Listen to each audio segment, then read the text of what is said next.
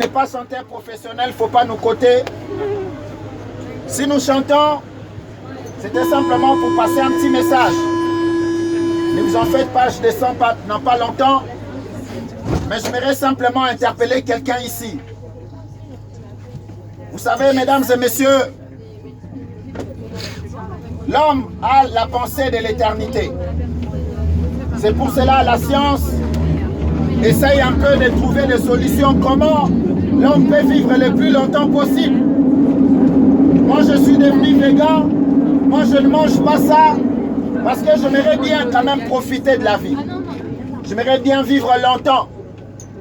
Mais malheureusement, malgré les avancées technologiques, la vie de l'homme est limitée à 120 ans maximum. Parce que Dieu a dit dans sa parole, je ne mettrai pas mon esprit longtemps dans l'homme. Pourquoi l'homme ne peut pas vivre éternellement? Parce que l'homme est mauvais. Parce que l'homme est méchant. Parce qu'il y a une usine dans l'homme qui s'appelle péché. Et Dieu n'a pas permis que l'homme vive éternellement. Parce que aussi longtemps que l'homme est mauvais, si on lui donne la vie éternelle, vous imaginez les assassins, on leur donne la vie éternelle, ça sera comment? Vous imaginez ceux qui n'aiment pas, ceux qui volent, ceux qui font du mal, si on leur donnait la vie éternelle, ça serait comment? Imaginez un homme comme Hitler qui vivrait longtemps, ça serait comment? À cause du péché, Dieu a limité la vie de l'homme.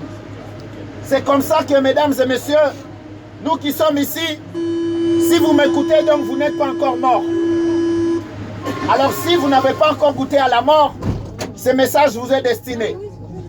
Malheureusement, que tu le veuilles ou pas, que je souhaite ou pas, je vais mourir un jour.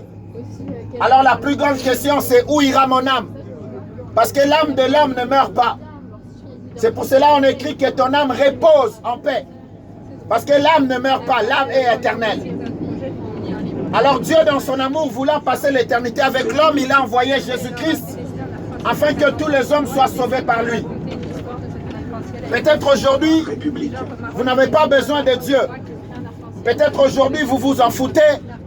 Mais j'aimerais vous dire, mesdames et messieurs, l'orgueil de l'homme finit le jour où il va au cimetière.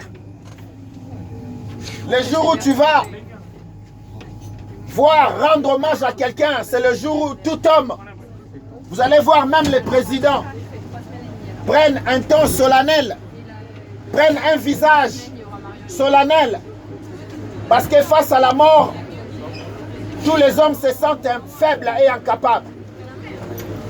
Face à la mort, il n'y a pas d'orgueilleux.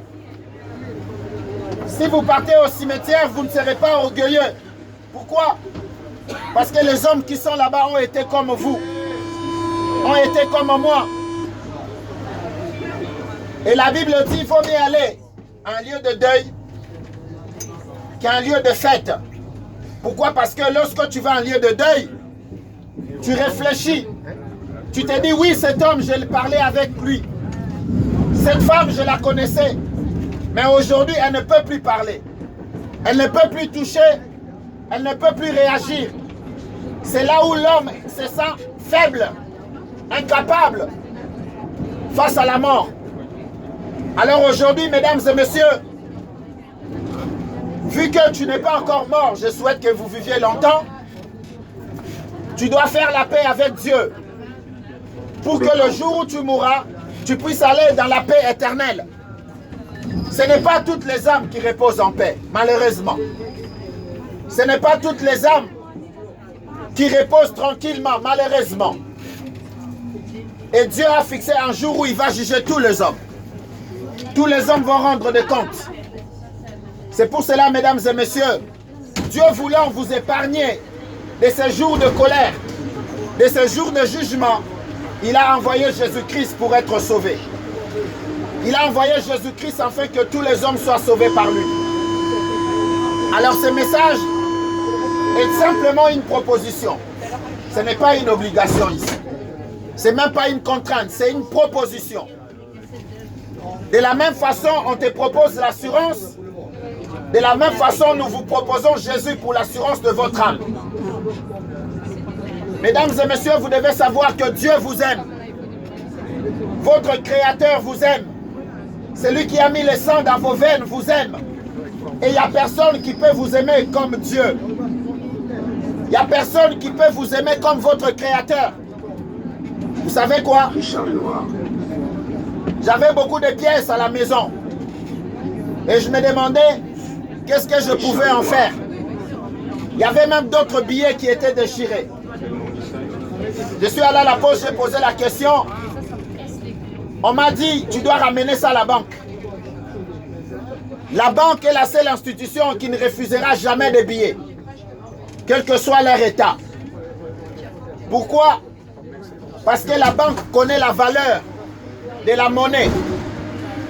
Le Dieu qui t'a créé est le seul qui connaît ta valeur. Tu as peut-être été méprisé, dédaigné, abandonné, mais j'aimerais te dire ici que Dieu ne méprise aucune personne.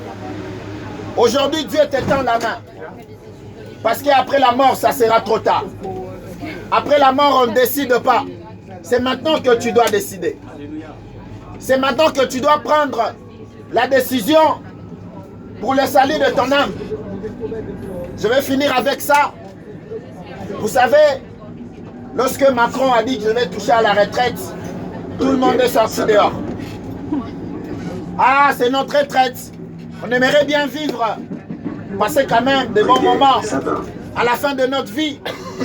Et l'homme travaille simplement pour ça, pour avoir une bonne retraite. Mais est-ce que tu as déjà pensé à la retraite de ton âme? Tu as déjà pensé à la retraite de ton âme, ce qui va se passer après la mort? De la même façon, tu cherches aujourd'hui à travailler pour assurer le bon lendemain. De la même façon, tu dois chercher Dieu quand tu es vivant, pour le bien-être de ton âme après la mort. Et la Bible dit, la crainte de Dieu, c'est le commencement de la sagesse. Celui qui ne craint pas Dieu n'est pas sage. Et ça, on n'apprend pas ça à l'école, malheureusement. Vous savez, la Bible dit à quoi ça sert à un homme de tout gagner s'il perd son âme. Vous savez, la vie de l'homme est tellement courte. La mort peut venir à tout moment. Mais il y a l'éternité devant toi. Alors ceux qui sont sages ont compris que vaut mieux que je prépare mon éternité maintenant. De la même façon, tu prépares ta retraite, prépare aussi ton éternité. En acceptant Jésus-Christ de Nazareth pour le pardon de tes péchés. Alors ce soir, Dieu parle à ton cœur. Ouvre-lui ton cœur, il viendra, il soupera avec toi, il sera avec toi et il va rassurer ton âme. C'est ça le message que je voulais passer. Que Dieu vous bénisse, mesdames et messieurs. N'oubliez pas, ne mourrez pas si vous n'avez pas fait la paix avec Dieu.